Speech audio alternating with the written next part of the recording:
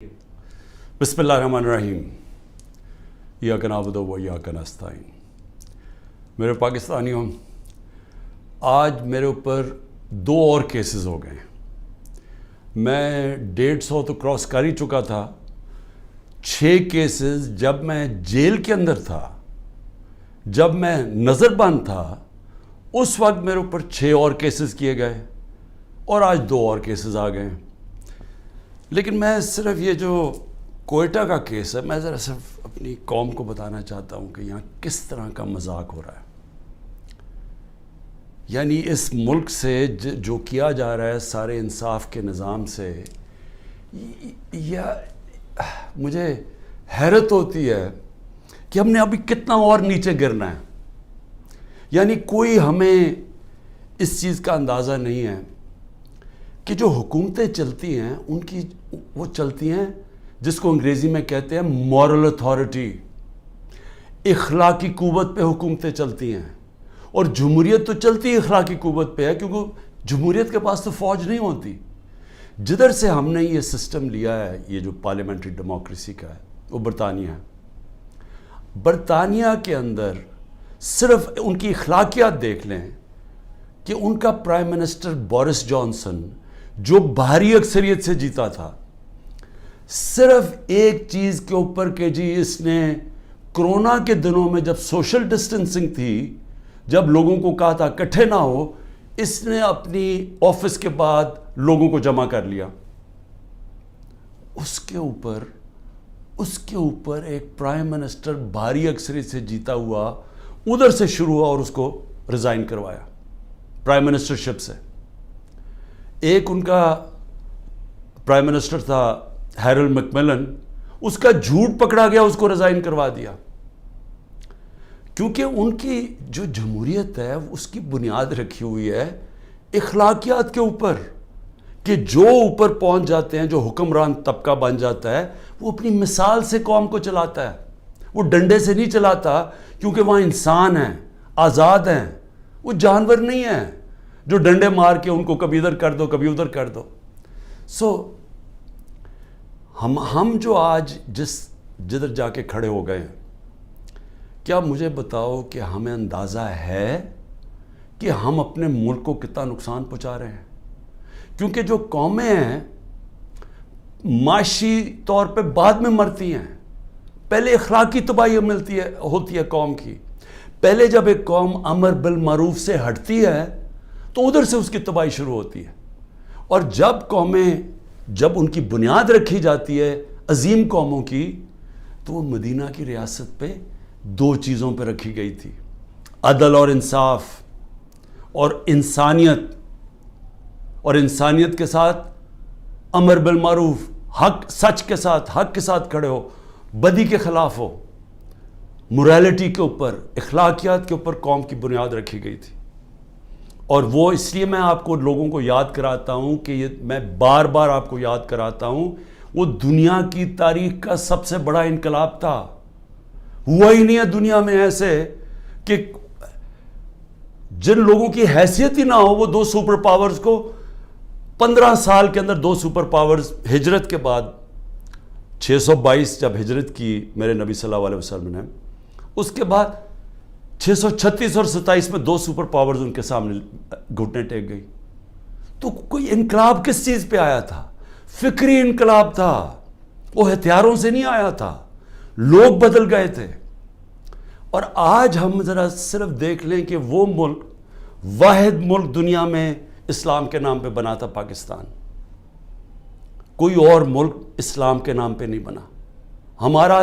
हमारी बुनियाद ही रखी गई थी इस्लाम पे। और हमारे जो फाउंडिंग फादर्स थे, उन्होंने हमारी जो करारदाद मकासद के अंदर उन्होंने कहा था कि हम होंगे इस्लामी फलाई रियासत, जो कि मदीना के तर्ज पे चलेगी।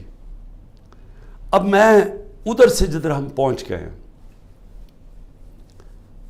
10,000 लोगों को पकड़ा हुआ है तहरीक इंसाफ के, बुरी तरह उनको रखा गया है। जिस तरह जो कहानियाँ सुनाई देती हैं कि ऐसे ऐसे उनसे किया गया, खाना नहीं दिया गया, ان کے پیٹ خراب ہو گئے, جو گندا پانی ہے جو دیا گیا ان کو جدھر 20 لوگ آتے ہیں وہاں 60 لوگوں کو بھرا ہوا. جس چکی کے اندر ایک آدمی جاتا ہے اور وہ چکی کے اندر, وہ چکی جو ڈیتھ سیل جسے کہتے ہیں, ادھر 6 لوگوں کو گھسایا ہوا ہے انہوں نے.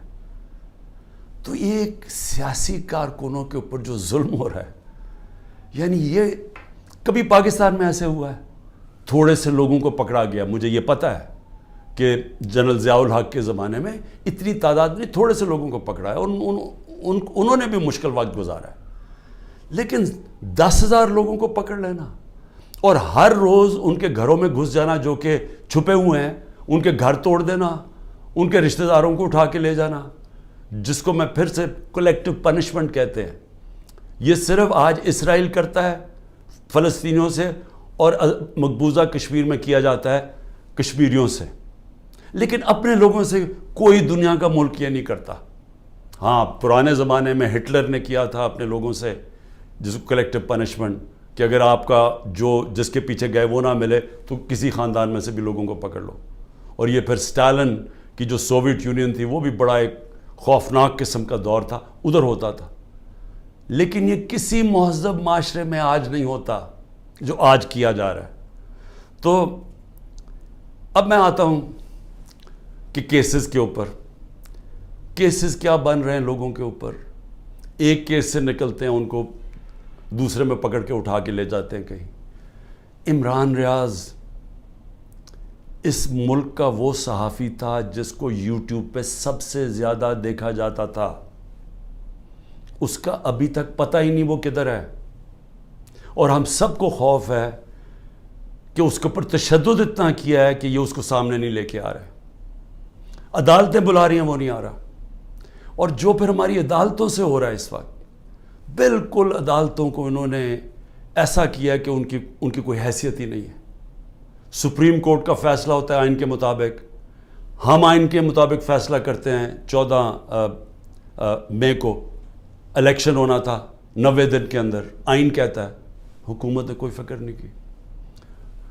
پختونخوا اور اس وقت پنجاب کے لوگ ایک انلیگل, ایک کیئر ٹیکر گورنمنٹ جس کی کوئی لیگیلٹی نہیں ہے, قانون میں کوئی حیثیت نہیں ہے, آئین میں کوئی حیثیت نہیں ہے, وہ بیٹھے ہوئے اوپر, اور وہ کیسز پہ کیسز, انتقامی کارروائی. یعنی کیئر ٹیکر کا مطلب ہی ہوتا ہے وہ نیوٹرل ہوتے ہیں. یا نیوٹرل کا بھی ایک اور معنی ہو گیا, جو نیوٹرل بھی کہتے ہیں وہ بھی ظلم کر رہے ہیں ایک ہی پارٹی کے اوپر. تو یہ کیس کیا ہے؟ اب یہ ذرا جو لیٹسٹ میرے پہ کیس ہوا ہے, مجھے تو یہ پتہ ہی نہیں تھا, کیونکہ میرے پاس اتنے کیسز ہوئے ہیں مجھے تو اندازہ ہی نہیں کہ کون سا کیس کون سا ہے. مجھے صرف اتنا پتا کہ بلوچستان میں کسی نے کیس کیا ہوا ہے, اور وہ ایسا فولش کیس ہے کہ اس کی کوئی حیثیت ہی نہیں ہے, اس کے اوپر میں نے کبھی توجہ ہی نہیں دی. وہ کیس کیا ہے؟ قاسم سوری رولنگ دیتا ہے کہ جناب یہ مراسلہ, یہ جو سائفر آیا ہے وہاں سے, اس کے ہوتے ہوئے بیرون ملک کی مداخلت ہوئی ہے ہمارے افیئرز میں, اور اس میں لکھا ہوا ہے کہ عمران خان کو عدم اعتماد میں شکست ہو. یہ مراسلے میں لکھا ہوا ہے, جو کہ وہ ڈونلڈ لو اور ہمارے ایمبیسڈر کے بیچ میں بات چیت ہوئی, جو کنفرم کیا گیا پاکستان کی سیکیورٹی کونسل نے.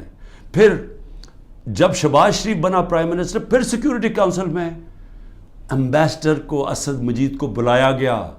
اس نے بیٹھ کے کہا کہ ہاں یہ مجھے ڈونلڈ لو نے کہا تھا کہ عمران خان کو ہٹاؤ پرائم منسٹرشپ سے, اور یہ عدم اعتماد میں اس کو فیل کرو. اور ابھی عدم اعتماد درج نہیں کی گئی تھی اسمبلی کے اندر. تو قاسم سوری نے اس کو سامنے رکھتے ہوئے کہا کہ اس کے مراسلے کے ہوتے ہوئے میں یہ نہیں اس وقت آگے اسمبلی کو بڑھنے دیتا.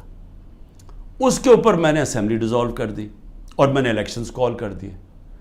اب یہ آدمی کہہ رہا تھا کہ وہ جو الیکشنز میں نے کال کیے ہیں اس کے اوپر آرٹیکل 6 لگنا چاہیے. تو سپریم کورٹ نے تو پہلے ہی رولنگ دے دی تھی. انہوں نے تو اس کا صرف قاسم سوری کا جو رولنگ تھی اس کو انہوں نے ان لافل ڈکلیئر کر دیا. لیکن میں نے تو اس رولنگ کے اوپر فیصلہ کیا تھا کہ اسمبلی ڈیزالو ہونی چاہیے اور الیکشن اناؤنس کر دیتا ہوں. تو میرے اوپر تو کچھ تھا ہی نہیں, تو کیس میں تو کوئی حیثیت ہی نہیں تھی. اس آدمی کا وکیل کا قتل ہوتا ہے, فیملی ساری کہتی ہے کہ خاندانی دشمنی تھی، اس پہ قتل ہوا ہے. وہاں پہنچ جاتے ہیں، یعنی وہ پتہ چلتا ہے کوئی 9:30 بجے اس کا قتل ہوتا ہے. 4 گھنٹے کے اندر لا منسٹر پریس کانفرنس کر دیتا ہے کہ عمران خان اس میں ملوث تھا. 4 گھنٹے. کبھی سوچیں کہ کوئی قتل ہوا ہے، کوئی انویسٹیگیشن ہوتی ہے، کوئی پتہ چلتا ہے، وہ 4 گھنٹے میں کہتا ہے عمران خان اس کے اندر ملوث ہے. اور اس کے بعد کیا ہوتا ہے؟ اس کے بعد آئی جی اٹھاتا ہے اس کے بیٹے کو، رات تک آئی جی اس کو اپنے پاس رکھتا ہے، اور اس سے پھر ایک اور سٹیٹمنٹ آ جاتی ہے کہ جی یہ عمران خان نے قتل کروایا میرے باپ کو. اب پہلے میں یہ سمجھنا چاہتا ہوں کہ عمران خان نے کتنے اپنے زندگی میں قتل کروائے ہیں. 150 سے اوپر تو میرے اوپر کیسز ہیں. تو کیا میں ادھر بھی کسی کو قتل کروانے کے چکر میں ہوں؟ اور وہ کیس جس نے آگے بڑھنا ہی نہیں تھا، جو میرے وکیلوں نے بھی کہا کہ جس نے کس طرح آرٹیکل 6 میرے اوپر لگا سکتے تھے، جبکہ سپریم کورٹ نے رولنگ دے دی تھی اس پہ، تو میرے اوپر تو وہ ہو ہی نہیں. اور پھر آرٹیکل 6 کا جو ہوتا ہے یہ گورنمنٹ کرتی ہے، یہ کبھی انڈیویجول نہیں کرتا. تو یہ وہی ایک ان میں سے کیسز تھے جنہوں میں نے ان میں مجھے پھنسایا ہوا تھا. اب یہ سوچیں کہ اس کے اوپر میرے اوپر انہوں نے 302 کا مقدمہ کر دیا اور میرے اوپر قتل کا کیس کر دیا. واضح ہے، مجھے نظر آ رہا ہے کہ کیا کرنا ہے. اتنے زیادہ کیسز ہیں. میں اب اسلام آباد جانا ہے کل، کوئی 16 کیسز کے اوپر میں نے بیل لینی ہے. 16 کیسز کے اوپر. کبھی کسی اور پولیٹیکل لیڈر کے اوپر کبھی ایسا ہوا ہے؟ مجھے بتائیں. ان لوگوں نے جنہوں نے 30 سال سے ملک لوٹ رہے تھے، ان کی وہاں اربوں ڈالر کی جائیدادیں پڑی ہوئی ہیں. ان کے رہن سہن ذرا جا کے دیکھیں. ایک بیٹا 20 ارب کے گھر میں رہ رہا ہے، دوسروں دیکھو ان کو اربوں روپے کی پراپرٹیز ہیں. ان کے کسی کو کوئی ہوٹل کسی کے نام پہ ہیں. یہ ساری چیزیں یہ ابھی سے نہیں، یہ مجھے باقاعدہ ISI سے انفارمیشن ملتی گئی ہے 20 سال سے. جنرل امجد جب نیب کے ہیڈ تھے پہلے بنے، انہوں نے ہمیں تب کی دی تھی، انہوں نے جو 11 سال میں چوریاں کی تھی. اس کے بعد مسلسل ہمیں انفارمیشن ملتی رہی.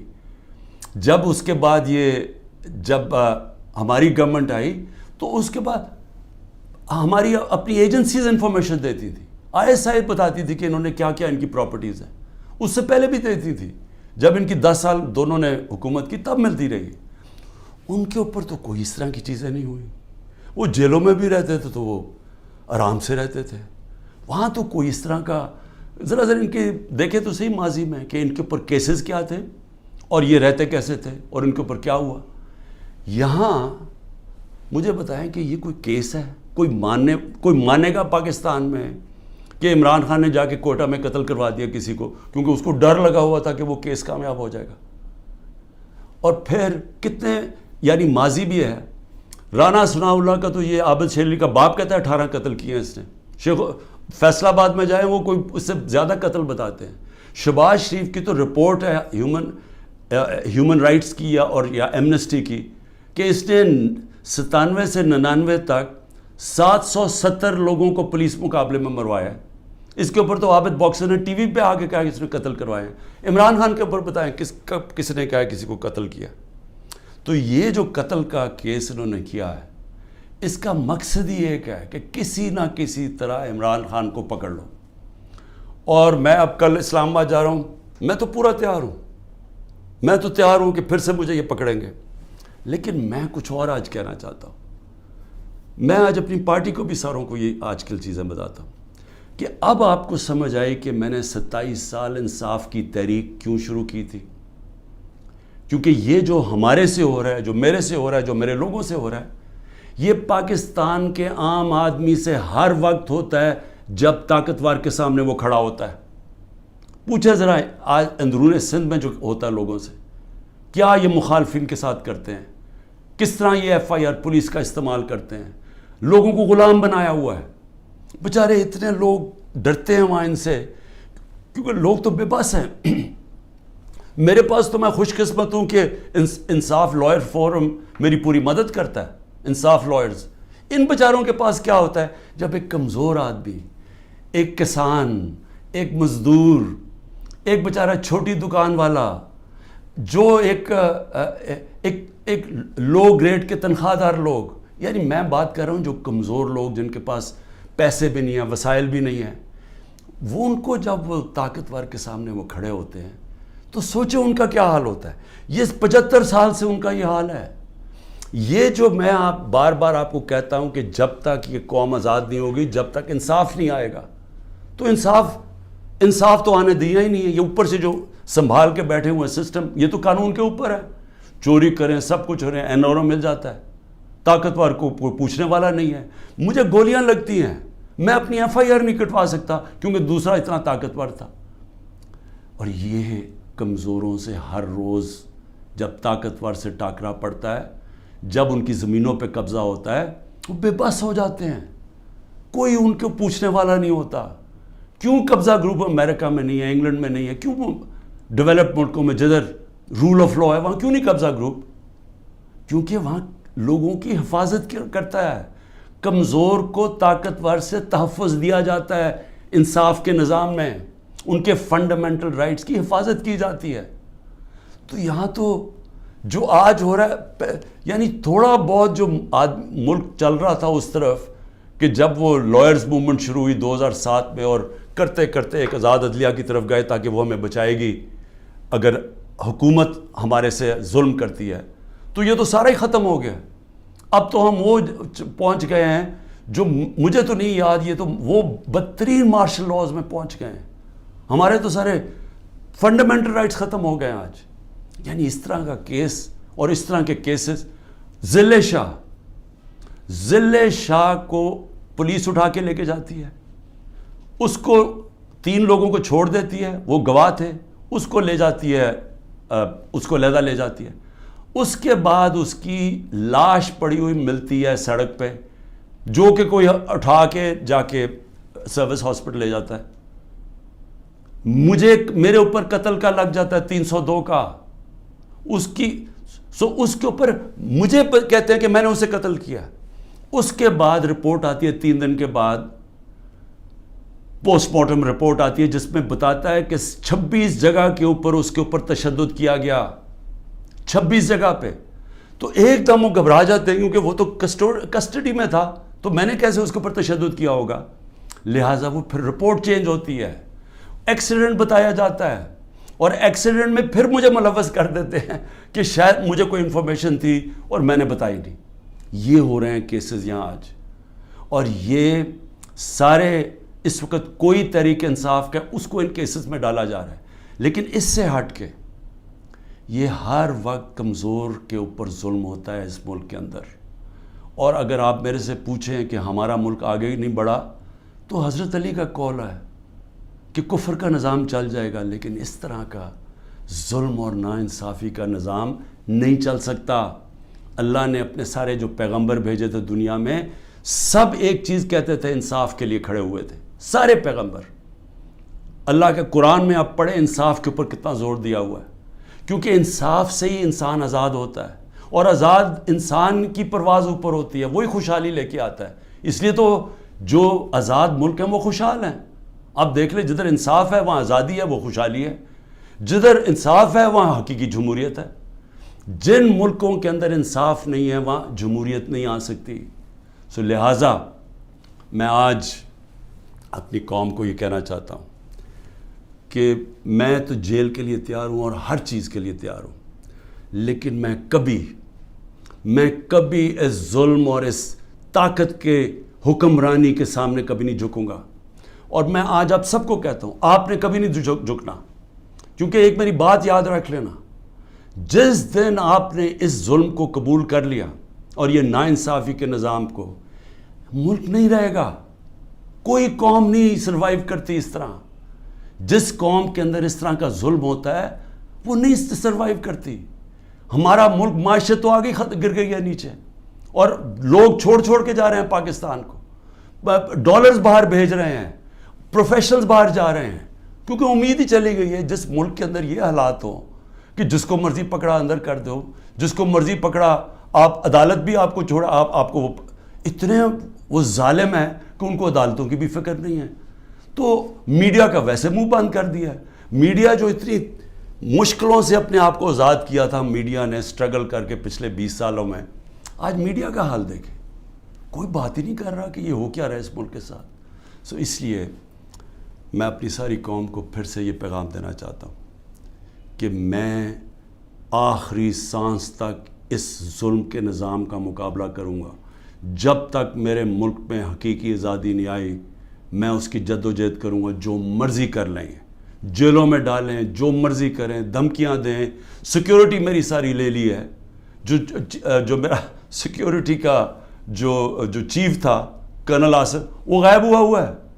جو گاڑیاں تھیں جو سیکیورٹی کی 2 گاڑیاں ساتھ جاتی تھیں ان کو پولیس اٹھا کے لے گئی ہے. یہاں سارا جو ہمارے ساتھ جو احمد نیازی جو بھی لوگ تھے سب چھپے ہوئے ہیں کیونکہ ان کے اوپر FIRs کر دی ہیں.